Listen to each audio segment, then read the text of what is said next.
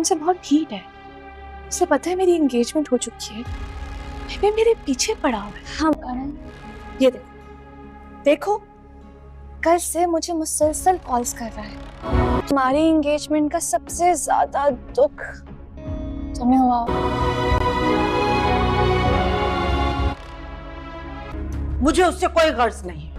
मैं सिर्फ इतना जानती हूँ कि तुम्हारी आप उसके बारे में गलत सोच रही हैं। वो तो बस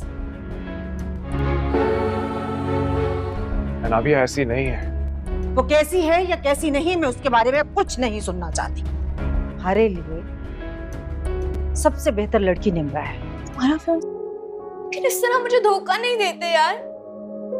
यकीन थे, अगर मैं तुम्हें पसंद नहीं थी तो मुझे बोलते। मैं अच्छी तरह जानती हूँ। यकीन मानो, मुझसे बर्दाश्त नहीं हो रहा कि तुमने मुझ पे। अनाबिया एक बहुत ही शातिर लड़की है। एक तरफ तो वो अवैस को फंसा रही है ताकि उसका रिश्ता मरियम के साथ तय ना हो जाए। मरियम से कहती है कि क्या तुम हमारी मंगनी से खुश हो? तुम्हारे चेहरे से लग तो नहीं रहा, तुम्हें क्या कोई दुख हुआ है हमारी मंगनी का सुन के?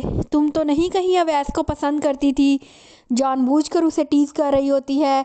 दूसरी तरफ जब उसकी दोस्त उसका राज खुलने पर उसके साथ झगड़ा करने के लिए आती है तो वो उसके सामने भी एक नई चाल चलती है। उसे कहती है कि मेरी तो मंगनी हो चुकी है, मैं तो शावेज़ में बिल्कुल भी इंटरेस्टेड नहीं हूँ, जानबूझकर ही मेरे पीछे पड़ा हुआ है, मुझे तंग कर रहा है। उसकी मैसेजेस और खोल कर उसे दिखाती है और कहती है ये देखो मुझे तंग कर रहा है, किसी तरह मेरी जान छुड़वा दो इससे। और शावेज़ को पता ही नहीं होता कि वो कितनी चालें चल रही है। वो अपनी माँ के सामने उसकी वकालत कर रहा होता है। वो कहता है अनाबिया इतनी बुरी लड़की नहीं है, जबकि उसकी माँ कहती है कि तुम कुछ भी कहो, मुझे वो बिल्कुल पसंद नहीं है और मैं कभी भी तुम्हारा रिश्ता उसके साथ तय नहीं करूँगी।